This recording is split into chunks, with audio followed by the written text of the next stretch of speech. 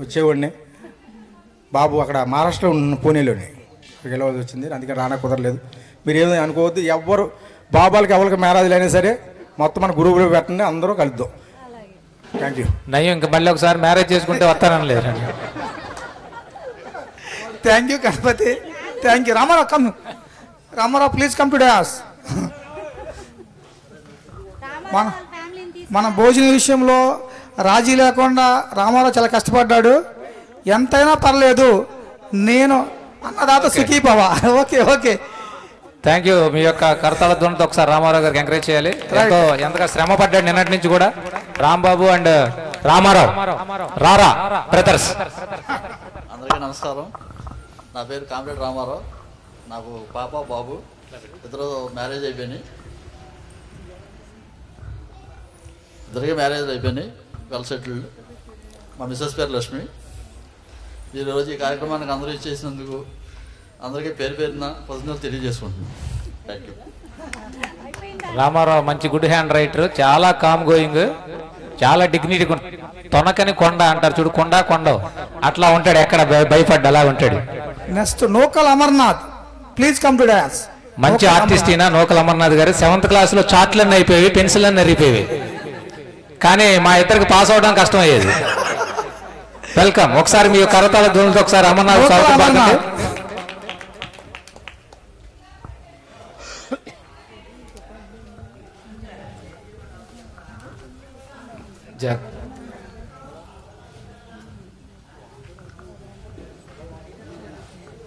పేరు అమర్నాథ్, నూకల అమర్నాథ్. మా మిస్సెస్, మా పాప, మా అబ్బాయి.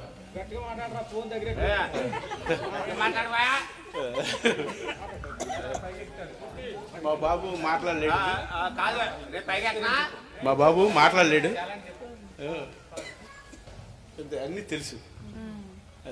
మా పాప సెకండ్ ఇయర్స్ అవుతుంది. మా మిస్సెస్ ఇక్కడే స్కూల్లో చదివింది.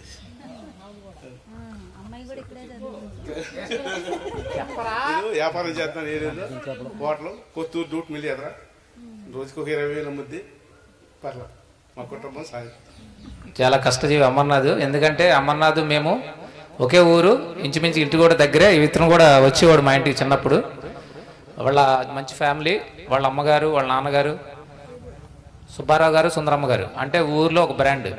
చక్కని కష్టజీవులు, మంచి హోటల్ రన్ చేసేవారు. వాళ్ళ అన్నయ్య గారు నాగేశ్వరరావు గారు, కానీ ఇంకా మొత్తం పూర్ణ గారు, బాలయ్య గారు, మంచి ఫ్యామిలీ. వాళ్ళ వదిన గారు, వీళ్ళందరూ కూడా చాలా రెస్పెక్టెడ్గా ఉండేటువంటి ఫ్యామిలీ.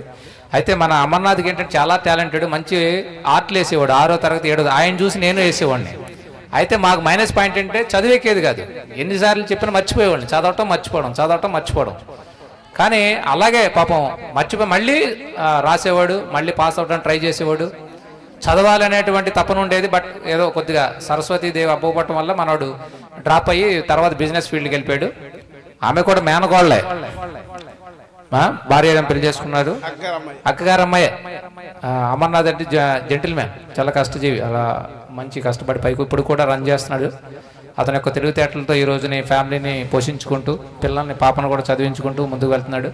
కాబట్టి ఒకసారి మన ఈ కార్యక్రమానికి ఎంత పని మానేసి, చెప్పాలంటే ఉద్యోగస్తుడు పోటీ సెలవు పట్టుకుని వస్తాడు, మనోడు బిజినెస్ మానేసి ఈ రోజున ఈ కార్యక్రమానికి వచ్చినందుకు కనుక మీ కర్తవ్యంతో వాళ్ళకి హర్షం వ్యక్తం చేయాలి. థ్యాంక్ యూ అమర్నాథ్, మా దోస్త్. Okay, thank you Amarnath. ఇప్పుడు మన మధ్యలో మూర్తి ఉన్నాడు. మూర్తి రా మూర్తి. ఒక్క నిమిషం. అజిత్ కూడా. అజిత్ రాగలరా? అజిత్ మూర్తి ఇద్దరు వచ్చేయండి. అజిత్ రాగలరా? వస్తాడు. మూర్తితో ఒకసారి. ఇంకెవరు మిగిలిపోయారు? ఇంకెవరైనా ఉన్నారా? మనం ఎక్కువ చెప్ప కూడా, కానీ మనోడు లేదా ఈడే చెప్తాడు, మేము చెప్పం. నువ్వే చెప్పరా మొత్తం.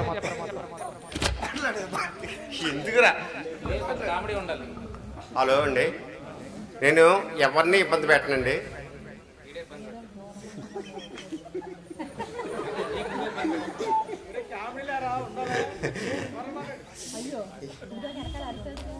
కాదు, ఒక్క విషయం అండి, ఎవరిని ఇబ్బంది పెట్టను. నన్ను ఇబ్బంది పెట్టివ్వండి, ఎవరినైనా సరే బతకనే ఉన్నాం. నా జీవితంలో మాత్రం అదొకటండి. నేను బ్రాహ్మణ అండి.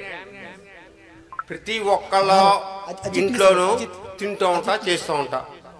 కుల బాధాలు అన్నది నా జీవితంలో మాత్రం లేవండి. అది మంచిగా ఉండాలండి, మంచిగా చేయాలి. 10 మందిలో ఎందుకంటే మనోడు యాక్చువల్గా ఎన్వి కొట్టుంటాడు అని బ్రాహ్మణ్స్ తినరు కదా, మనోడు తినేస్తాడు. అందువల్ల మనోడు మొత్తం లాగించేస్తాడు. అది కుల భేదాలు లేవంటే అర్థం చేసుకోండి. అసలు ఏం భేదాలు ఉండవు, ఏది పెట్టండి తింటామో తింటాడు. కానీ బ్రాహ్మణ్ యాక్చువల్ తినరు, మనోడు మొత్తం అటువంటి భేదాలు ఏముండవండి మనోడికి. థ్యాంక్ యూ మూర్తి. ఇంకా సజెషన్ ఇస్తాను ఏమన్నా? నేను ఓల్డ్ ఏజ్ హోమ్ లో చేస్తున్నామ్మా. నాకు 30,000 ఇస్తారమ్మా నెలకొచ్చి. ఓల్డ్ ఏజ్ హోమ్ లో చేస్తున్నా.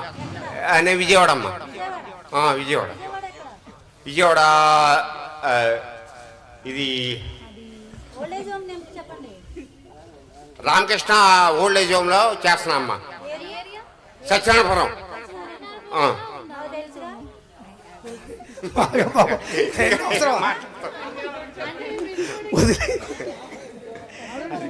థ్యాంక్ యూ మూర్తి. కానీ కష్టపడి చక్కగా ఇప్పుడు అజిత్ యాక్చువల్గా లంక వలస అజిత్ ప్రభాకర్ పూర్తి పేరు. యాక్చువల్గా మేము చాలా పొట్టుకుండోళ్ళమే. అజిత్, నేను, సత్యనారాయణ, నందేశ్వరరావు ముందుండోళ్ళమే. మన రైటింగ్ మాత్రం చాలా ముత్యాలాగా ఉంటుంది, వండర్ఫుల్. మనోడు కూడా యావరేజ్ స్టూడెంటే, బాగా చదువుతాడు. కానీ దేవుడు అనుకూలించలేదు, మనోడు కొద్దిగా మెడికల్ ఇబ్బంది పడి ఇలా ఉన్నాడు. అజిత్ నీ సజెషన్ కూడా కొంచెం చెప్పు. అవసరం అయిపోయింది.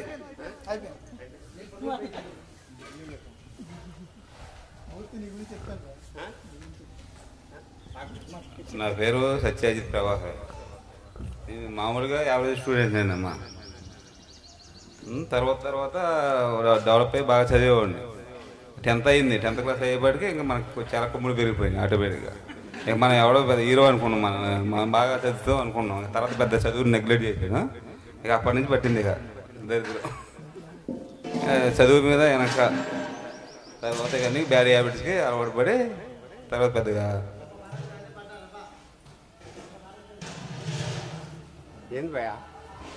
ఆగ్రహం. దానివల్ల తర్వాత మ్యారేజ్ అవన్నీ అయిన తర్వాత పిల్లలు పుట్టిన తర్వాత స్ట్రోక్ వచ్చింది. పెరాలసిస్ స్ట్రోక్, బ్రెయిన్లో బ్లడ్ క్లాట్ అవ్వడం వల్ల.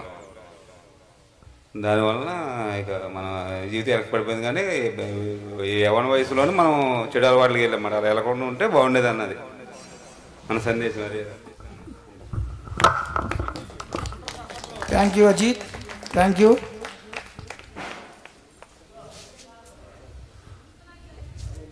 కానీ మనం వచ్చి చాలాసేపు అవుతుంది. ఇక్కడ ఎవరు ఏం చేస్తారో తెలియదు, కానీ అజిత్ మొత్తం అబ్జర్వ్ చేస్తున్నాడు. ఎవరు ఎటు వెళ్తున్నారో ఏంటో ఎన్నిసార్లు అది మొత్తం కౌంట్ చేశాడు. మొత్తం కౌంట్ చేసి మొత్తం అబ్జర్వ్ చేస్తున్నాడు. సరే, ఇప్పుడు లాస్ట్లో మన మధ్యలో సర్కిల్ ఇన్స్పెక్టర్ సిఏ గారు ఉన్నారు. వీళ్ళ ఫ్యామిలీ గురించి కూడా చెప్తాడు. ఈయన గురించి చెప్పాలంటే చాలా తక్కువే, చాలా తక్కువ. ఒకసారి ట్రైన్లో నేను వీళ్ళ కానిస్టేబుల్స్ వస్తున్నాం ఫ్రమ్ హైదరాబాద్ టు విజయవాడ. ట్రైన్లో కలిసాము, సరదాగా మాట వరుసకు వచ్చాము. ఆయన కానిస్టేబుల్ అంట. ఈయన గురించి అడిగాం. ఈయనకున్న క్యాడర్కి లంచాలు తీసుకుంటే కోట్లు సంపాదిస్తాడు, కోట్లు. కానీ ఈయనున్న పేరు ఆయన చెప్పాడు, చాలా భయంకరంగా చెప్పాడు. అసలు మీ ఫ్రెండ్ ఏంటంటే మా 10th క్లాస్ మా బ్యాచ్ ఫ్రెండ్ అని చెప్పాం. చాలా వండర్ఫుల్గా చెప్పారు. ఆయన మంగళగిరిలో హెడ్ క్లాస్ పని చేస్తాడు, మావాడు సిఐ పని చేస్తున్నాడు. ఆగస్టు 15 కానీ జనవరి 26 కానీ ఏ సీఎం ఉన్నా ఎవరున్నా మావాడే పేరు మొత్తం చేసి తెలిసింది, మీ అందరూ తెలిసిందే. ఇప్పుడు ఇది ఎలా వచ్చాడు, 10th క్లాస్ నుంచి బయటికి వెళ్ళినాక బ్యాక్గ్రౌండ్ ఏంటి మొత్తం క్లుప్తంగా చెప్తాడు మనోడు. ఇప్పుడు అందరికీ నందేశ్వర గురించి రామస్వామి కొంచెమే చెప్పాడు. నందేశ్వర గురించి మీకు తెలియాల్సింది ఇంకోటి ఉంది. మన పెత్తనంగానే మనకి ఎవరు గుర్తొస్తారు? వెంకటేశ్వర స్వామి గుర్తొస్తాడు. కానీ పెద్ద తిరుపతనంగానే నందేశ్వర గుర్తొస్తాడు నాకు. ఎందుకంటే పెద్ద తిరుపతి నేను ఎప్పుడు దర్శనానికి వెళ్ళినా సరే నందేశ్వరరావు నాకు ఇంత కూడా ఇబ్బంది లేకుండా రూమ్స్ అయితే కానీ దర్శనం అయితే కానీ తలనీలాలతో సహా తను అనుకుండి చేయిస్తాడు కదా. ఇప్పుడు తను వేరే చోటకి ట్రాన్స్ఫర్ చేస్తాడు. తను పెద్ద రోజులో ఉన్నప్పుడు అప్పుడు వెంకటేశ్వర స్వామి గురించి కంటే నందేశ్వరరావు ఫోన్ చేస్తే నాకు అన్ని దర్శనాలతో సహా మొత్తం కంప్లీట్ అయ్యాయి. దానికి తను నేను ప్రౌడ్గా చెప్పుకుంటాను. అది నా ఫ్రెండ్ కావడం, అక్కడ నాకు ఏ విధమైన ఇబ్బంది లేకుండా. ఇంకొకటి, తిరునాచూరులోని అమ్మవారి దర్శనానికి వెళ్ళినప్పుడు చాలా అందరూ మా వాళ్ళందరూ కూడా, మా రిలేటివ్స్ అందరూ కూడా చాలా అవక్కయ్యారు. మేము దర్శనానికి వెళ్ళొచ్చాము. దర్శనానికి వెళ్ళేటప్పుడు మాకు స్పెషల్ ప్రసాదం వచ్చింది. అది ఎవరికి వస్తుంది? వివిఐపీకి వస్తుంది. అంత ఘనత అక్కడ సంపాదించాడు మనవాడు. అంటే అంత పేరు ప్రఖ్యాతులు అక్కడ సంపాదించి మనవాడు ఉద్యోగం చేశాడు అక్కడ. అందుగురించి అతని గురించి నేను చెప్పాలనే ఉద్దేశంతో మైక్ తీసుకున్నాను. Thank you Ramaswamy. అందరికీ నమస్కారం. నా పేరు నందీశ్వరరావు, కడగల నందీశ్వరరావు. మా నాన్నగారు కడగల వెంకటేశ్వరరావు గారు, మా అమ్మగారు సత్యవతి గారు. మాది ఉండ్రాజవరం. నా భార్య పేరు హైమావతి. మా బాబు మిథున్ సాయి లక్ష్మీ గణేష్ ఈ studying BTech third year computer science in KL university. My daughter inter completed, now is preparing for the NEET long term. She would like to become a doctor in future. That's why she is doing the hard work for getting the NEET seat in next year. He is my brother's son, Karthik Sai. Today he came from Hyderabad. So he came along with me. Okay, I would like to share some issues regarding my success. నేను నార్మల్గా వ్యవసాయ కుటుంబంలోనే ఉన్నాము. అయితే ఉండ్రాజవరం నుంచి 5 అయిపోయిన తర్వాత ఇక్కడికి మేము జాయిన్ అవ్వడం జరిగింది. ఆ రోజుల్లో చదువు ఎలా ఉండేదంటే ఉత్తరాలు రాసుకొని బస్ పేర్లు చదివితే చాలు అనేటువంటి విధానం ఉండేది. పేరెంట్స్కి ఆ విధంగా బాగా బిలో యావరేజ్ స్టూడెంట్ అనమాట. మాకేం వచ్చేది కాదు. కానీ ఈరోజు మా యొక్క టీచర్స్ని అందరినీ కూడా నేను తలుసుకొని గర్వపడుతున్నాను. ఆ రోజుల్లో ఆ కమిట్మెంట్తో మాలాంటి బండ స్టూడెంట్లని రుద్ది చదివించి ఒక స్థాయికి తీసుకొచ్చినటువంటి ఆ కమిట్మెంట్ ఉన్న మా యొక్క టీచర్స్ని మనస్ఫూర్తిగా వాళ్ళకి పాదాభివందనం చేస్తున్నాం. స్వామిదాస్ గారు కానీ, తెలుగు మాస్టర్ కానీ, సైన్స్ మాస్టర్ కానీ, అలాగే చింతల మేడం గారు, జయలక్ష్మి మేడం గారు, అందరూ కూడా మాకేమీ రాని మమ్మల్ని ఒక రాళ్ల లాంటి వాళ్ళని తయారు చేశారు. వాళ్ళందరూ కూడా కమిట్మెంట్. ఈయనైతే 8వ తరగతి నుంచి వచ్చి ఇంగ్లీష్ చెప్పేవారు సార్. ఈ ఇంగ్లీష్ చెప్తే మాకు ఎక్కేది కాదు. ఏంట్రా ఈ పార్ట్స్ ఆఫ్ స్పీచ్ అంటాడు, గ్రామర్ అంటాడు, యాక్టివ్ వాయిస్ పాస్, ఈ సర్లా ఇలాంతా కొంత చెప్పేవారు వెనకాతల నుంచి. వీళ్ళకే పని పాట ఏం లేదు, ఇప్పుడు ఇంగ్లీష్ ఏంటారు అనుకుంటా. వెనక మాకు అర్థమయ్యేది కాదు, ఎందుకు చెప్తున్నారని తెలిసేది కాదు. వీళ్ళందరూ కొద్దిగా సెంటెన్సెస్ అందుకొని సమాధానం చెప్తూ ఉండేవారు. అంటే ఆ రోజుల్లో ఎందుకు ఆయన 8th నుంచే ఫౌండేషన్ వేస్తున్నారంటే వీళ్ళందరూ పల్టీూరు బ్యాక్గ్రౌండ్, వీళ్ళకి ఇంగ్లీషే 5th నుంచి 6th నుంచి స్టార్ట్ అయింది. వీళ్ళు ఫ్యూచర్లో వెళ్ళినట్లయితే ఇంగ్లీష్ రాకపోతే ఇబ్బంది పడతారని అప్పటి నుంచి ఆయన ఫౌండేషన్ వేసుకుంటూ వచ్చాడు మహానుభావుడు. సో ఈ రోజుని తలుచుకుంటున్నాం. ఈ రోజు 4 అక్షర ముక్కలు నేర్పారు. తర్వాత చందు సార్ ట్యూషన్ పెట్టారు. పోతునూరులో ఎవరో లెక్కలు ఫెయిల్ అయితే చెప్పేవాళ్ళు లేరు, ఇంగ్లీష్ ఫెయిల్ అయితే చెప్పేవాళ్ళు లేరు. కేవలం చాలా మంది జీవితాలు ఎంతటితో ఆపేశారంటే ఇంగ్లీష్ కోసం, లెక్కల కోసం జీవితాలను చదివి ఆపేశారు. నాకు తెలిసి పోతునూరు అని ఉంటారు ఈ సరౌండింగ్. ఇంగ్లీష్ అంటే ఒక భయం, మ్యాథమెటిక్స్ అంటే ఒక భయం. కేవలం ఆ భయంతో వాళ్ళు ఆగిపోయారు తప్ప వాళ్ళు టాలెంట్ లేక కాదు. ఇక్కడ ఉన్నటువంటి ప్రతి వాళ్ళకి టాలెంట్ ఉంది, నాలెడ్జ్ ఉంది. వాళ్ళకి చేయందిచ్చి సహాయం చేసేవాళ్ళు లేకపోవటం, చెప్పితే వినకపోయే వయసు సహాయం పడడం, ఇక్కడ ఉన్నటువంటి వాతావరణ పరిస్థితుల సహాయం ద్వారా వాళ్ళు ఆ స్థాయిలో ఉండిపోయారు తప్ప వాళ్ళు ఎప్పుడు కూడా ఇంకా గొప్ప వాళ్ళే అయ్యేవారనే నా ఉద్దేశం. నేను కాబట్టి మా ఫ్రెండ్స్ని ఎవరో నేను తక్కువ చేసి మాట్లాడను. గొప్పగా అయినోడు ఎవడో గొప్పవాడు కాదు, కింద నుండి పోయాడే తక్కువడే కాదు, అందరూ సమానమే. గణపతి చెప్పినట్టు ఒక ఎంప్లాయీ సంపాదించి సక్సెస్ అయిపోయినట్టు కాదు, వాడు చాలా జీవితం ఆడాలి, చాలా లీడ్ చేయాలి. అంటే మనిషి సో మెనీ ఆస్పెక్ట్స్లోని సక్సెస్ కావాలి. అటు కుటుంబ పరంగా కానీ, చదువు పరంగా కానీ, పిల్లల పరంగా కానీ, ఉద్యోగ పరంగా కానీ, ఫ్రెండ్స్ మెయింటెనెన్స్లో కానీ, ఆధ్యాత్మిక విషయంలో కానీ, హెల్పింగ్ విషయంలో కానీ, ఆల్ ఆస్పెక్ట్లో క్యారెక్టర్ బిల్డప్ చేసుకుంటేనే మనం ఒక వ్యక్తి మహోన్నతమైనటువంటి వ్యక్తిత్వంగా మనం తీర్చిదిద్దపడతాము. అయితే ఆ చదువుకున్న టైంలో మా అమ్మగారు మా నాన్నగారు మేము చదువుకోలేకపోయాం, ఏలు ముద్రలు వేస్తున్నాం, బస్సు పేరు చదవలేకపోతున్నాం, లెటర్స్ రాయలేకపోతున్నాం. మీరు ఖచ్చితంగా చదువుకోవాలంటే 10th వరకు బాగానే వచ్చాం, 10th క్లాస్లో ఫెయిల్ అయిపోయాం. ఓన్లీ మ్యాథమెటిక్స్ ఒకటే ఫెయిల్ అయిపోయాం. ఫస్ట్ ఆఫ్ అన్ని పాస్ అయ్యాను, 26 మార్కులు వచ్చి మ్యాథమెటిక్స్ ఫెయిల్ అయ్యా. ఒక సంవత్సరం వ్యవసాయం చేసుకున్నా కట్ల, 2వ సంవత్సరం కట్టాం, అప్పుడు 34 మార్కులు వచ్చి ఆగిపోయా. ఇంకొక మార్కే తగ్గింది, మరి ఎందుకు ఫెయిల్ చేశాడు. సరే ఇంకా నేను చదువు లేదనుకున్నా. 3వసారి మా నాన్నగారికి ఓపిక, నాకు ఓపిక లేదు. కానీ లేదు నాన్న నువ్వు ఆగిపోకూడదు, మళ్ళీ నువ్వు చదవాల్సిందని చెప్పి కానీ నేను డబ్బులు కడతాను. అప్పుడెంత ఫీజు మా అయితే 300 400కి మా సార్కి డబ్బులు ఇస్తాను గొప్ప అనమాట. మళ్ళీ జాయిన్ అయ్యాం. ఈలోగా బ్యాచ్ల మీద బ్యాచ్లు వెళ్ళిపోతున్నాయి. వీళ్ళంతా సక్సెస్ వెళ్ళిపోతూ ఉన్నారు పాస్ అయ్యి. మూడోసారి కొద్ది పట్టుదల వచ్చింది. బేసిక్ ఫౌండేషన్ వేసాడు సార్. అసలు మ్యాథమెటిక్స్ ఎందుకు ఫెయిల్ అవుతున్నాం అని బేసిక్ ఫౌండేషన్ వేసుకుంటూ అలాగ చాప్టర్స్ అనలైజ్ చేసేసరికి అర్థమైంది. సో నేను అప్పుడు 76 మార్క్స్ పాస్ అయ్యి తర్వాత 3వ సంవత్సరం అంటే 93లో సిఆర్ రెడ్డి కాలేజీకి వెళ్ళాం. అక్కడ ఈ మ్యాథమెటిక్స్ రావు కాబట్టి, అదే సైన్స్ నాకు రాదు కాబట్టి ఆర్ట్స్ తీసుకున్నాం. ఫ్రెండ్స్ సజెస్ట్ చేశారు, అరే BA చదువుకుంటే కానిస్టేబుల్ నుంచి నువ్వు కలెక్టర్ వరకు అవ్వచ్చు, దానికి క్వాలిఫికేషన్ సరిపోద్ది, నువ్వు మ్యాథమెటిక్స్ రావసరం లేదంటే నేను ఆ రోజుల్లో HEC తీసుకున్నాం. HEC తీసుకుంటే 2nd క్లాస్లో పాస్ అయ్యి ఇంటర్ ఎక్కడ ఆగల. డిగ్రీ ఇంగ్లీషు భయం అనమాట అందరికీ. ఇక్కడ బాగా చదివిన స్టూడెంట్స్ 1st క్లాస్లో పాస్ అయిన వాళ్ళు కూడా ఇంగ్లీష్లో తప్పేసి ఇంటికాడ ఉండిపోయేవారు. మేమేం చేసామంటే తెలివిగా అక్కడ ఒక ఇంగ్లీష్ గౌతమ్ ప్రసాద్ గారు ఉండేవారు పత్తేబాదలో. ఆయన ఇంగ్లీష్ లెక్చరర్. ఫ్రెండ్స్ సిఆర్ రెడ్డిలో అయితే మేము పాస్ అయిపోయిన వాళ్ళని ఫెయిల్ అయిపోయిన వాళ్ళని చూసుకుంటామే. వీళ్ళు ఎందుకు ఫెయిల్ అయిపోయారు ఇంగ్లీష్ కోసం, వీళ్ళు ఎందుకు ఇంగ్లీష్ ఫెయిల్ అయిపోయారు, ట్యూషన్కి వెళ్ళక, కాబట్టి నువ్వు ట్యూషన్కి వెళ్ళాలి. పొద్దున్న మేము 7 గంటలు వేసి కనకదుర్గ 3 నుంచి బస్సు ఎక్కితే పొద్దున్న నుంచి బస్సు వచ్చేది. పరిగెట్టి దాన్ని క్రాస్ చేసి అక్కడ ఫైర్ స్టేషన్ కాడ దిగేవాళ్ళం. ఫైర్ స్టేషన్ కానీ మళ్ళీ 1.5 కిలోమీటర్ పత్తేబాద్ నడుచుకొని వెళ్ళి అక్కడ ట్యూషన్కి అటెండ్ అయ్యి 1 గంటే చెప్పేవాడు, 1 పేరే చెప్పేవాడు సార్. అక్కడనే మళ్ళీ సిఆర్ రెడ్డి కాలేజ్ నడుచుకుంటూ వెళ్ళేవాడిని. ఆ రోజుల్లో మాకు చెప్పులు కూడా లేవు. 50 రూపాయలు పేరాగాని చెప్పులు అవి కొంటే గొప్ప. అప్పట్లో 10 రూపాయల చెప్పులు రోడ్డు పక్కన కొనుక్కుని వెళ్ళేవాళ్ళు. రోజుకి 3 రూపాయలు ఖర్చు బస్సుకి ఇవ్వబడుతుందని చెప్పేసి నడుచుకుంటూ పాత బస్ స్టాండ్ నుంచి కొత్త బస్ స్టాండ్కి వెళ్ళి ఆ 3 రూపాయలతో 2 బజ్జీలు తినేవాళ్ళని పొద్దున్న టిఫిన్ సిఆర్ రెడ్డి కాలేజీలో. అక్కడ పరిచయం అయినటువంటి ఫ్రెండ్స్ చెప్పారు, అరే మనము ఇంటర్ అయిపోయిన తర్వాత TTC రాయాలి, టీచర్ ఎలిజిబిలిటీ టెస్ట్ రాద్దాంరా, మన టీచర్లు అవుతామని కొంతమంది పరిచయం అయ్యారు. అప్పుడు మేము మధ్యాహ్నం లైబ్రరీకి వెళ్ళాము, డిస్ట్రిక్ట్ లైబ్రరీ ఏలూరులో.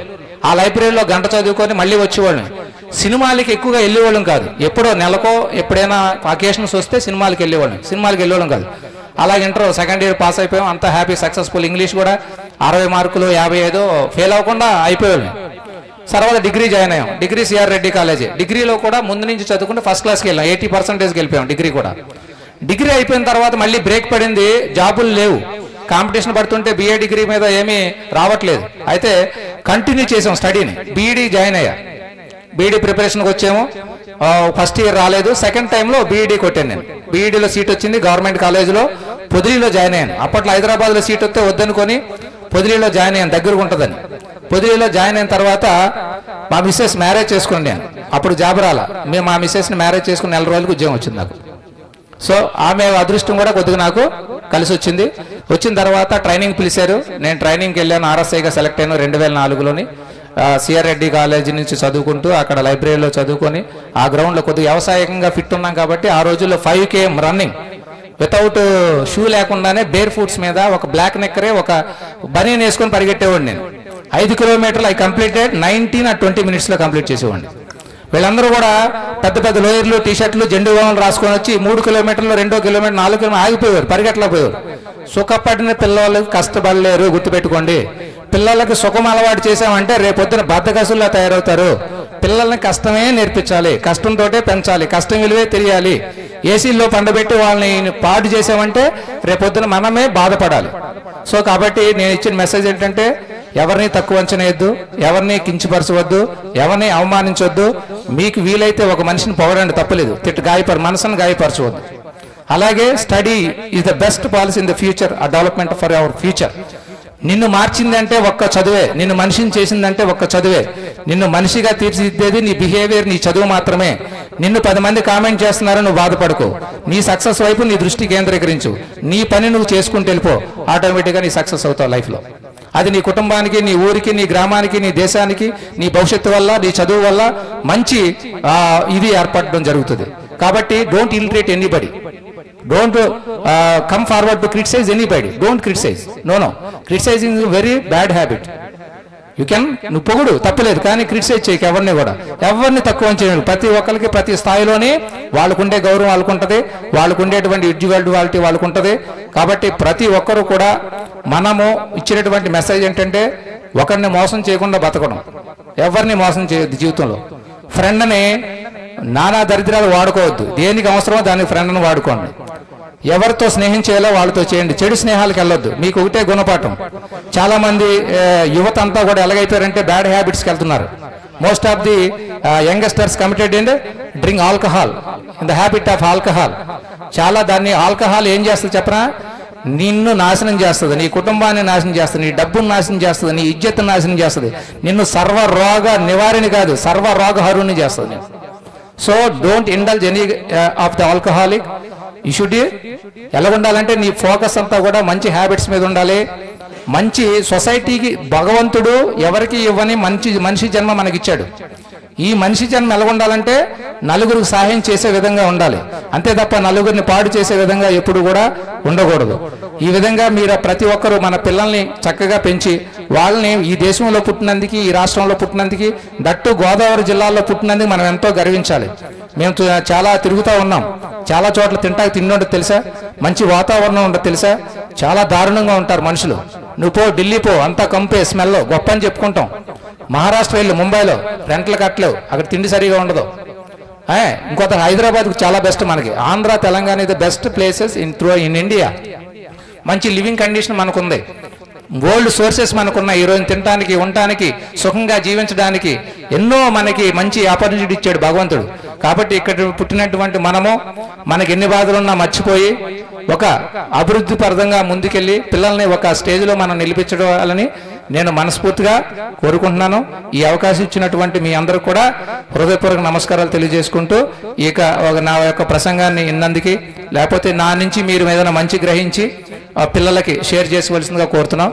అదేవిధంగా జాబులో ఇంకొక చిన్న విషయం, జాబులోనే ఎట్లా అంటే నాకు 2004 పోస్టింగ్ అయితే 2012 వరకు నిజామాబాద్ డిచ్చిపల్లిలో చేశాను as RSI. I'm not CA, సివిల్లో సర్కిల్ ఇన్స్పెక్టర్ అంటారు, ఇక్కడ మా దాంట్లో reserve police RI reserve inspector అంటారు. నేను నిజామాబాద్లో చేసిన తర్వాత కడపలో 1 year చేశాను. కడపలో ప్రమోటెడ్ అయ్యి మంగళగిరికి వచ్చాను 2 years ఇన్స్పెక్టర్ కింద. మంగళగిరిలో 2 years చేసిన తర్వాత భగవంతుడు నాకు ఆశ ఇచ్చాడు. టీటీడీలో 5 years విజిలెన్స్ అండ్ సెక్యూరిటీలో పనిచేశాను. అక్కడ భగవంతుడు నాకు ఎన్నో మంచి పనులు, ఆధ్యాత్మికత నేర్పించాడు. నలుగురు సహాయం చేశాను, దర్శనాలు చేపించాను. ఏ రోజు కూడా ఎవరి దగ్గర నా సర్వీసెస్లో now I completed 21 years of service. I never take single Paisa from anybody. నేనే ఖర్చు పెట్టాను తప్ప ఎవరి దగ్గర రూపాయి తీసుకోవాలి. నేను గర్వంగా చెప్పుకోగలను. నిజాయితీ అనేది మనకుంటే రేపొద్దున భగవంతుడు మనకి ఆపర్చునిటీ ఇస్తాడు. అబద్ధాలు చెప్పి డబ్బు కోసం చెడ్డ పనులు చేశామంటే అదే భగవంతుడు నిన్ను కిందకు తొక్కేస్తాడు. కాబట్టి ధర్మము, న్యాయము, పటిష్టత మనిషికి అవసరం. అదేవిధంగా కష్టాలు వస్తాయి. మాకు వచ్చిన కష్టాలు ఎవరో కూడా మనిషి ఎవరో సుఖంగా ఉండరు. కష్టాలు ఉంటాయి, సుఖాలు ఉంటాయి. దాన్ని మనం తట్టుకోవాలి, నిలబడాలి, దేనికి కుంగిపోకూడదు. కష్టం వస్తేనే మనకి మంచి విలువ తెలుస్తుంది, కష్టం వస్తేనే మనకు బ్రతుకు విలువ తెలుస్తుంది. కష్టంలోనే మనము బతకగలిగితే ఎక్కడైనా మనం బతికేటువంటి సామర్థ్యాన్ని భగవంతుడు మనకి ఇస్తాడు. కొంతమంది ఫ్రెండ్స్కి మేము సహాయం చేయలేకపోతున్నాం. కొన్ని ఇన్సిడెంట్లో కొంతమంది సహాయం అడుగుతున్నారు. ఎందుకు చేయలేకపోతున్నామంటే ఇప్పుడు స్టేజెస్, మా పిల్లలు మంచి ఎడ్యుకేషన్లో ఉన్నారు, వాళ్ళ ఫీజుల పరంగా, ఆర్థిక పరంగా కొంత స్ట్రగుల్ చేస్తున్నాము.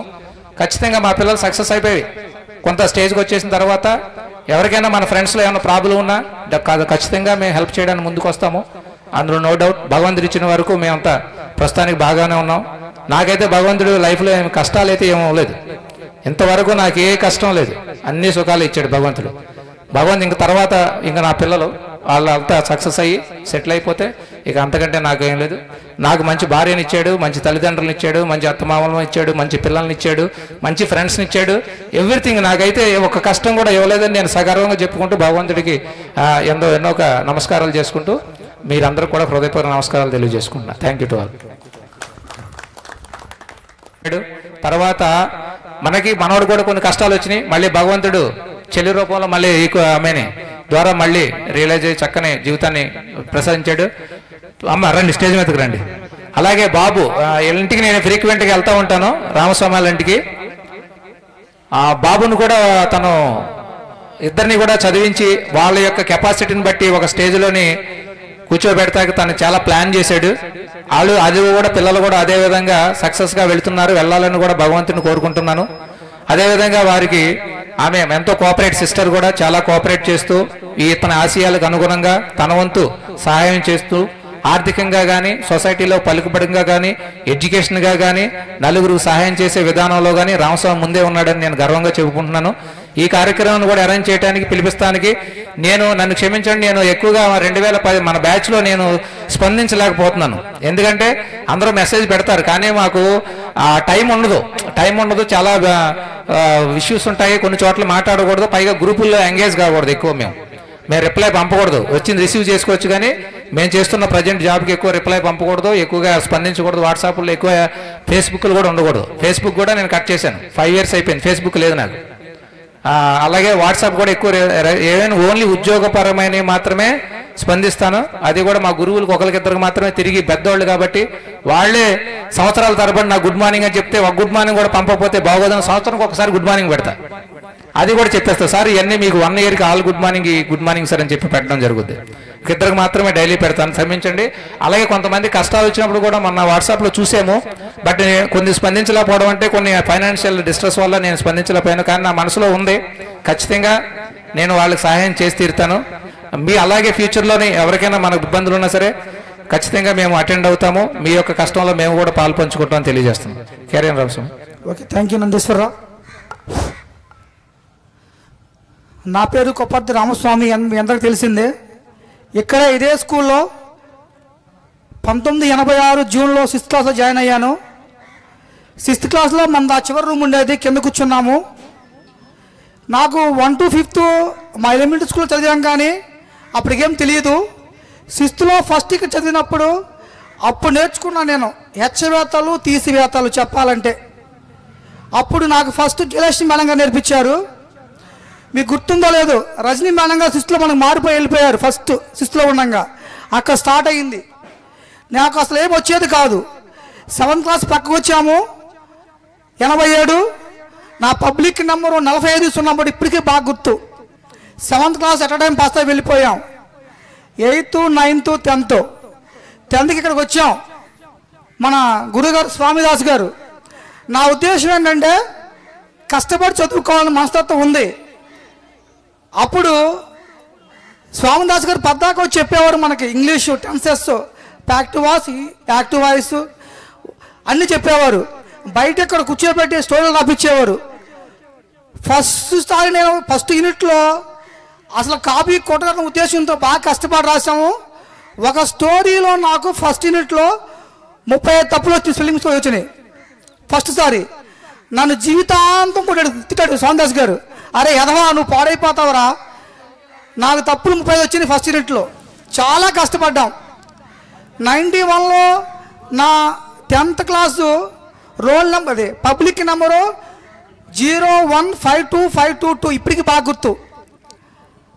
నా total mark 296. 296తో 10th class pass అయ్యి బయటికి వెళ్ళాం. 91లో బయటికి వెళ్ళిపోయాం. 91 నుంచి 93 వరకు సిఆర్ రెడ్డి కాలేజీ. అందరూ ఏంటంటే లెక్కలు బాగా చేస్తే లైఫ్ బాగా సెటిల్ అవుతాం అనే ఉద్దేశంతో ఎంపీసీ ఇంగ్లీష్ మీడియం తీసుకున్నాం. 91, 93 ఇంటర్మీడియట్ ఫెయిల్డ్. 93లో ఫెయిల్డ్ ఇంటర్మీడియట్. 93, 94 జీవితం అంతా 0 అయిపోయింది. అప్పుడు నాకు ఏం అర్థం అవ్వాల, ఏం చేయాలో తెలియలే. మళ్ళీ 95, 97 దెందులూరు ఐటీఐ చేశాను, ఫిట్టర్ చేశా. దోసపాడు నుంచి దెందులూరు ప్రతిరోజు సైకిల్తో వెళ్ళేవాడిని. 95, 97 ఫిట్టర్ చేసాం, పాస్ అయి బయటకు వచ్చేసాం. మళ్ళీ 97, 98లో కూడా ప్రైవేట్ జాబులు చాలా చేశా. హోటల్లో పనిచేసా, హోటల్ మేఘాలయ, వ్యాలంటీనా, అర్థమవుతుందా. నెక్స్ట్ రిపోర్టర్ పనిచేశాను, ప్రజాశక్తిలో పనిచేసా, ఆంధ్రజ్యోతి పనిచేశాను. చాలా ట్రబుల్స్ పే చేశాను. 95లో, 98లో, 99లో మ్యారేజ్ అయింది. మళ్ళీ 99, 2001 డిగ్రీ చేశా. అప్పుడు మ్యారేజ్ అయిపోయింది, పెద్దబాబు ఉన్నాడు. చాలా ఇబ్బంది ఆర్థికంగా చెప్పాలంటే. నేను పడే ఇబ్బంది ఎవరు పడలేదు. మంచిర్యాల బస్ స్టాండ్ మీద 14 రోజులు పడుకుని 2 జాయింట్లతో బతికా. చాలా ఆర్థిక ఇబ్బందులు. తర్వాత లైఫ్ ఎక్కడ చేంజ్ అయ్యిందంటే, మ్యారేజ్ అయినాక చిన్న షాప్ పెట్టుకుని 91లో 2001, 2004 బిఎల్ చేశా. లా చేస్తే సిఆర్ఐటి కాలేజీ. డైలీ లా కాలేజీకి వెళ్తాం, లైబ్రరీకి వస్తాం, డిస్టిక్ లైబ్రరీని ఉపయోగించుకుంటాం. ఆ టైంలో అసలు ఎగ్జామ్స్ అంటే ఏంటి, ఆర్ఆర్బి అంటే ఏంటి, అప్పుడు 91 నుంచి 2001 దాకా నాకేం తెలియదు. 2001లో నా జీవితం కొంచెం టర్న్ అయ్యింది. 2001 4 వరకు 3 ఇయర్స్ లాలో డైలీ లైబ్రరీకి వెళ్ళేవాడిని. లాకి వెళ్తాం, లైబ్రరీకి వెళ్తాం, అదే పనిలో ఉండేవాడిని. దాదాపు ఆర్ఆర్బి 20 టెస్టులు రాసి ఇంచుమించు. ఎక్కడా ప్రిపరేషన్ లేదు, ఎవడు గైడెన్స్ లేవు, చెప్పినోడు అప్పుడు లేడు, అంతా నా ఓన్ ప్రిపరేషనే. ఎగ్జామ్కి వెళ్తాం బొంబాయి, కొన్ని క్వశ్చన్ గుర్తుపెట్టుకుంటాం, కలకత్తా ఎగ్జామ్కి వెళ్తాం, ఈ రిపీట్ చేసుకుంటాం, ఇదే పనిలో ఉన్నా ఎప్పుడైనా సరే. ఆర్ఆర్బి ముంబై ఎగ్జామ్కి వెళ్ళినప్పుడు టెక్నీషియను, అది ఆగస్టులో వెళ్ళాను, ఎగ్జామ్ రాశాను, నాకు ప్యాటర్న్ అర్థమైంది ఏంటన్నది. అదే ఆర్ఆర్బి ముంబై ఎగ్జాము డిసెంబర్లో పెట్టాడు. టెక్నీషియన్ ఎగ్జాము టెక్స్ట్ బుక్ల ఫిల్టర్లు మొత్తం ఇచ్చేసాడు. నేను దెల్లూరు ఐటీకి వెళ్ళి టెక్స్ట్ బుక్ సంపాదించి వచ్చి అదే టెక్స్ట్ బుక్ 100 సార్లు చదివించి 100 సార్లు.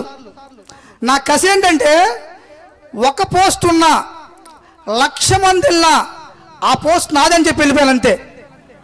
అసలు ఏం లేదు, ఇంకా 1,00,000 మంది రానే అంతే. ఆ టెక్స్ట్ బుక్ 100 సార్లు రిపేర్ చేశా మొత్తం, ఎప్పుడూ చెప్పలా. ఎగ్జామ్కి వెళ్ళా, పేపర్ ఓపెన్ చేశా, అంతకుముందు ఇచ్చిన టెక్నికల్ బిట్లు ప్యాటర్న్ మొత్తం మారిపోయింది, మొత్తం అర్థమెటిక్కే, టెక్నికల్ 4 బిట్లు ఉన్నాయి. చాలా అయిపోతుంది అంతే. ఏంటి జీవితం? ఒక 6 నెలల క్రితమే టెక్నికల్ బిట్లు ఇచ్చాడు, 6 నెలల తర్వాత అర్థమెటిక్ ఇచ్చేసాడు. జీవితం అయిపోయింది అనుకున్నా, వదిలిపెట్టలా, ఎక్కడ రాజీపడలా. మీకు తెలియదు కొన్ని విషయాలు. మా టైంలో పూర్ణ టెక్స్ట్ బుక్లు ఉండేవి. పూర్ణ టెక్స్ట్ బుక్లో టెక్స్ట్ బుక్ కూడా కావాలని తప్పులు ఇస్తాడు ఆన్సర్లో. ఇప్పుడు కూడా ఇస్తాడు చాలా ఇన్స్టిట్యూట్లో. ఎందుకంటే చాలామంది టెక్స్ట్ బుక్లు ఫాలో అవుతారు, అదే ఆన్సర్ వెళ్ళి పెడతారు అక్కడ, అదే కోచింగ్ సెంటర్లో వాళ్ళు కరెక్షన్ చేస్తారు, వాళ్ళు కరెక్ట్ ఆన్సర్ పెడతారు. మనం ఏం చేస్తాం తెలియక అదే బిట్ చదివి అక్కడ పెట్టేస్తాం అంతే. వాళ్ళకి ఎక్కువ మార్కు వస్తే కోచింగ్ సెంటర్కి రావు. ఒకే ఒక్క మార్కు జీవితాన్ని మార్చేస్తుంది, ఒకే ఒక్క మార్కు చాలు. నాకు 2013లో గ్రూప్ 2 2 మార్కులు పోయింది, చెప్తా, అది వేరే ఇష్టం చెప్తానండి. ఒకే ఒక్క మార్కు జీవితాన్ని మార్చేస్తుంది. అలా రాసుకుంటూ 2004లో ఆర్ఆర్బి ముంబై సెలెక్ట్ అయ్యా. అక్కడ బెంగళూరు టెక్నీషియన్ జాబ్ వచ్చింది. అక్కడ మైసూర్లో చేస్తా ఉండగా ఆర్ఆర్బి సికింద్రాబాద్ సెలెక్ట్ అయ్యా. 2006లో విజయవాడలో చేస్తున్నా. ప్రజెంట్ దేవుడి దయ వల్ల మంచి పొజిషన్లో ఉన్నాను. 2006లో జాబ్, అప్పటి నుంచి ఇప్పటి వరకు లోక పర్యటకు చేస్తూ ప్రమోషన్లో ఉంటూ సీసీగా ఉన్నాను. కొద్దిగా డిస్టర్బ్ అయింది నాకు, మీకు తెలిసిందే. తర్వాత 2016లో మళ్ళీ మా వైఫ్ అనిత WMAPD చేసింది, ఏం వచ్చింది, బాగా సపోర్ట్ చేసింది. పెద్దబాబు సందీప్ LLB ఫైనల్ చేస్తున్నాడు, చిన్నబాబు సంజయ్ BA చేస్తున్నాడు. ఇప్పుడు దేవుడి దళ బాగానే ఉన్నాము. చాలా ట్రగుల్స్ పే చేసాము జీవితంలో, చాలా ఒక మాత్రం కాదు. కష్టాలు ప్రతి మనిషికి ఎప్పుడూ ఉండవు, అర్థమవుతుందా? జీవితంలో ఎత్తు పొలాలు ఉంటే మీరు హాస్పిటల్కి వెళ్ళండి, ECG తీసుకోండి. ECGలో ఎలా ఉంటుంది చెప్పండి? అప్ అండ్ డౌన్ ఉంటుందే ఉండదా? స్ట్రైట్గా ఉంటే ఏంటి, ఆడు ఫట్టే వెళ్ళిపోయినట్టే. ఖచ్చితంగా ఎత్తు పొలాలు జీవితంలో ప్రతి ఒక్కరికి ఉంటే, అర్థమవుతుందండి? ఇప్పుడు మరి అలా కష్టపడుతూ జాబ్ చేస్తున్నాం.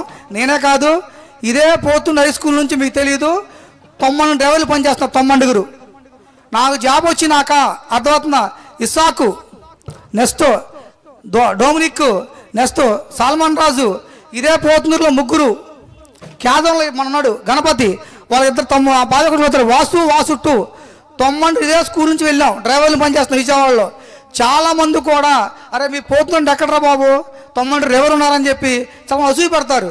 చాలామంది కూడా ట్రాక్ వేస్తా ఉంటాం, అవసరం అయితే మీరు ట్రాక్ వేసుకుంటారా అంటారు. అర్థమవుతుందా? మన స్కూల్ పేరు ఇంచుమించు మన రైల్వే స్టేషన్లో కూడా చాలా బాగుంది. పోతున్న స్కూల్ అంటే ఒక బ్రాండు, అర్థమవుతుందా? కష్టపడి చదివాము, బాగా చదివాము, పైకి వచ్చాము. అందరికీ నమస్కారం అండి. First of all happy new year.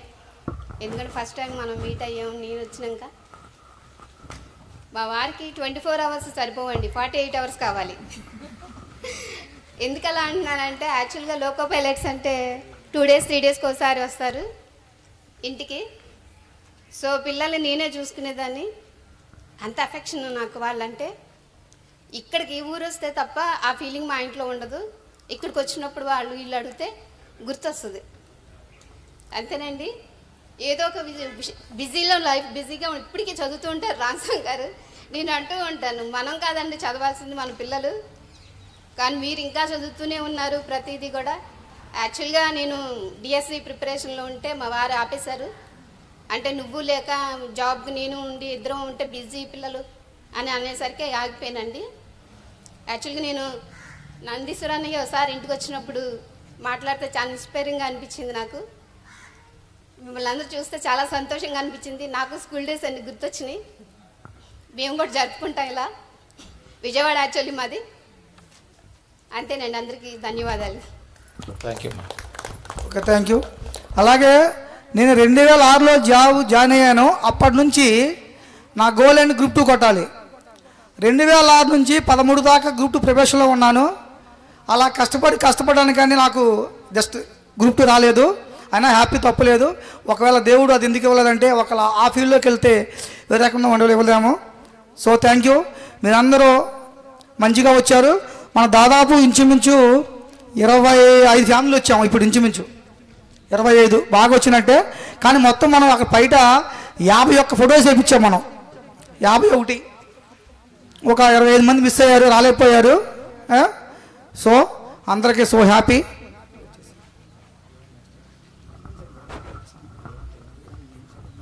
Musical chairs ఉంటుంది అందరికీ సరదాగా. లేడీస్కి అందరు కూడా లేడీస్ మ్యూజికల్ చైర్స్ ఆడిన తర్వాత మనం ఇక్కడి నుంచి డిస్బర్స్ అవుతాం. ఇంకేనా ఎవరైనా షేర్ చేసుకోవాలంటే చెప్పొచ్చు.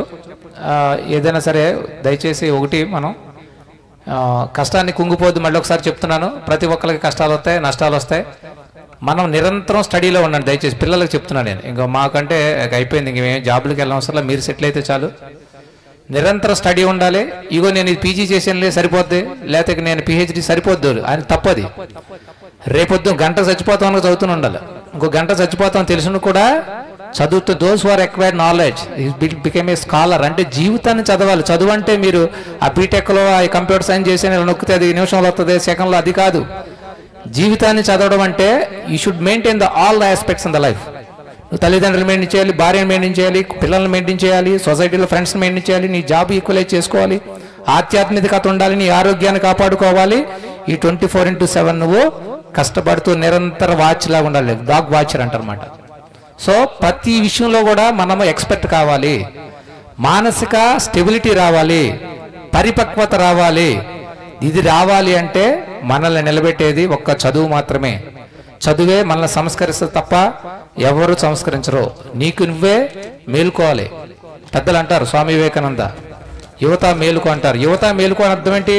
నువ్వు యువకోతగా ఉన్నప్పుడే మేలుకుంటే నువ్వు 4 సంవత్సరాలు కష్టపడితే 40 సంవత్సరాలు సుఖపడతావు. అప్పుడే నువ్వు తాగుడు అలవాటు, సినిమాలకి అమ్మాయిలు వేసుకొని తిరిగితే ఫ్యూచర్ ఏంటి?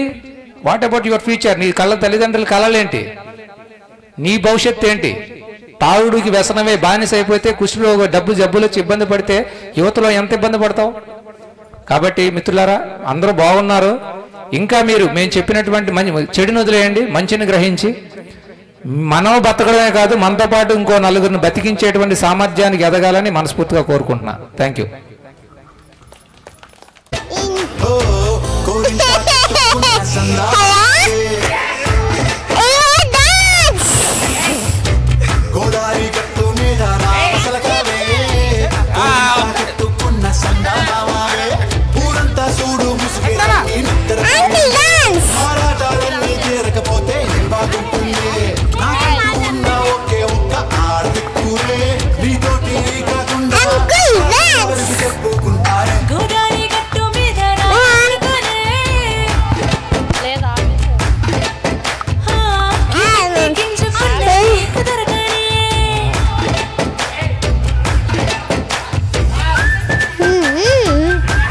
సూపర్.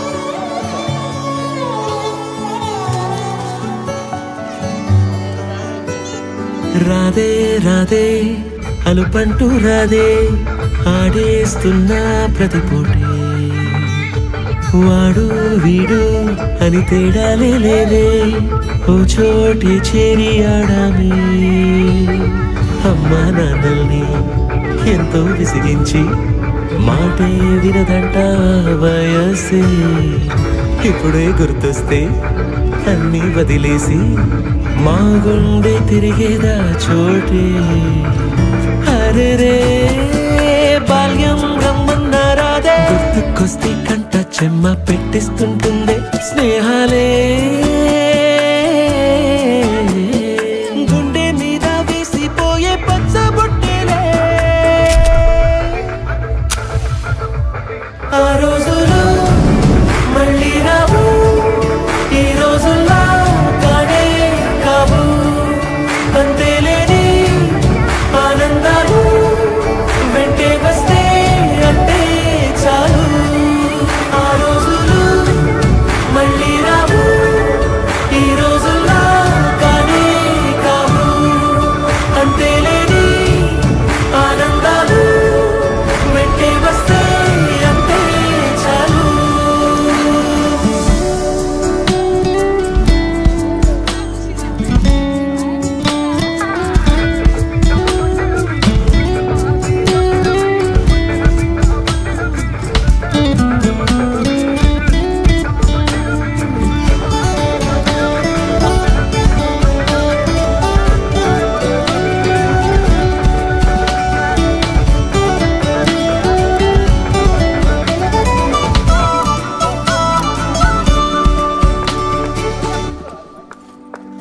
సొంత ఊరిలో కన్నవారితో ఉంటే వేరేలే మన సొంత హాయిలే ఎంత మారినా సాటి రావులే అమ్మమ్మ ఇచ్చే వందకే చెప్పాలంటే ఎంతున్నలోనే దాస్తామా ప్రేమ బయటే పెట్టే ధైర్యాలే లేవులే మాలో మాకే ఎన్నున్నా చెయ్యి వేస్తే మా మీద ఎవరినైనా తన్నేటి తీరులే రోజుకోసారే గుర్తొస్తే మా ఊరే మౌనంగా